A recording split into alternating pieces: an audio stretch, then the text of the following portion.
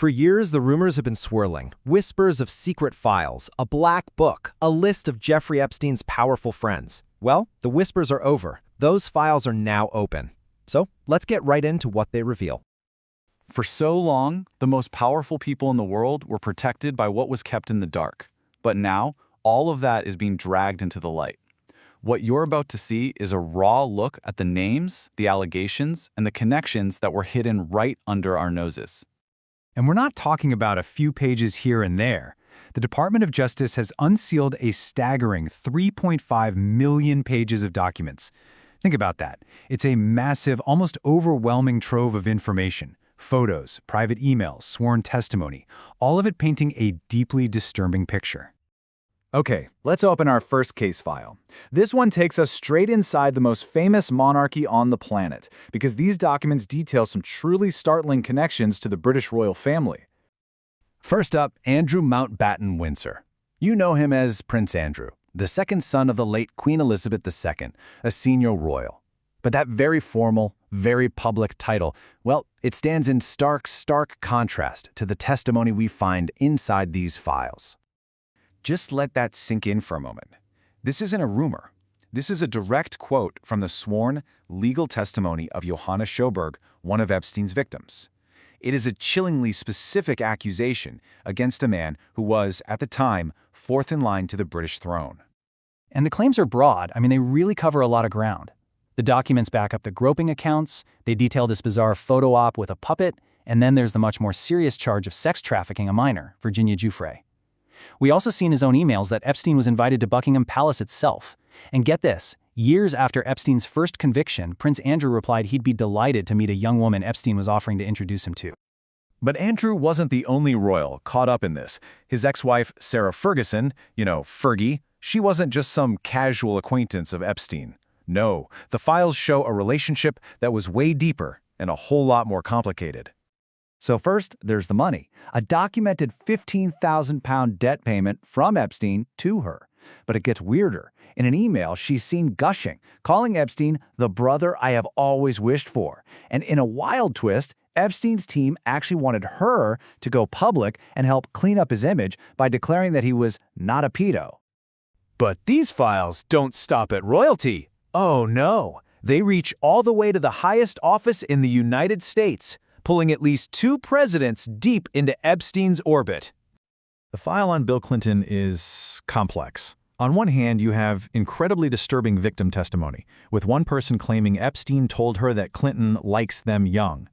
We have photos of Clinton on Epstein's plane, even in a hot tub. On the other hand, Clinton's camp has always maintained those plane trips were for humanitarian work, and it's important to state the files themselves don't contain any direct suggestion that the former president did anything illegal. When it comes to Donald Trump, the sheer number of mentions is just staggering, over 4,500 times. The documents include an FBI memo where a victim claims Ghislaine Maxwell literally presented her to Trump. Another deposition describes Epstein casually suggesting they called Trump and dropped by his casino mid-flight. But, and this is a big but, the Department of Justice itself has stated many of these claims are unfounded and false, especially ones that popped up right before the 2020 election. Trump's team has consistently called it all debunked. What's really striking is just how wide Epstein's net was cast. It goes way beyond politics. So let's do a quick lightning round through some of the biggest names in business and tech that keep showing up in these files. First, Richard Branson, the founder of Virgin Group. He shows up in an email exchange, and the language is jarring. He wrote, "As long as you bring your harem." Now, his rep later said it was just a joke about 3 adult women, but yeah. Then there's Elon Musk. In a 2012 email, the tech billionaire asks Epstein, point blank, about the wildest party on his notorious private island. Musk has said he never accepted any invitations, but the email shows a clear awareness of and curiosity about that island's reputation. The Bill Gates connection is one of the strangest things in these files. They contain draft emails that Epstein wrote to himself, containing some pretty lurid allegations about Gates. It's not even clear if they were ever sent.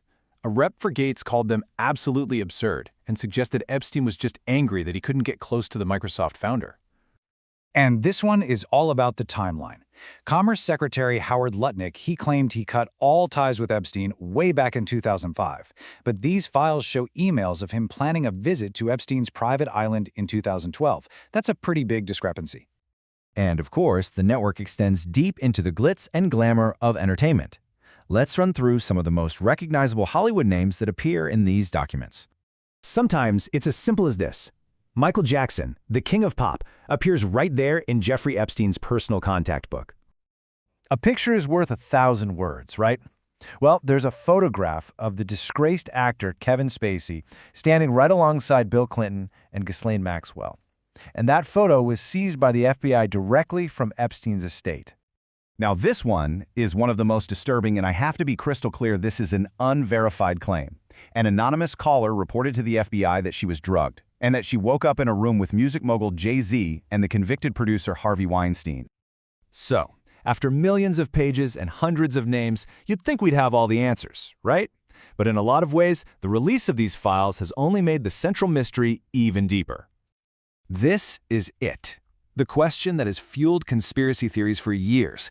The infamous client list, that definitive smoking gun ledger of every single person who was a part of Epstein's sex trafficking ring. So, after all this, does it even exist? Well, according to the Department of Justice, the answer is no. There is no single master document. Instead, what we have is this sprawling, tangled web of connections. It's a mosaic of names scattered across thousands of flight logs, emails, and testimonies. Which leaves us right here. We have names, we have photographs, we have sworn testimony under oath. But with so many key figures dead and memories fading, the release of these files forces us to ask a final, provocative question.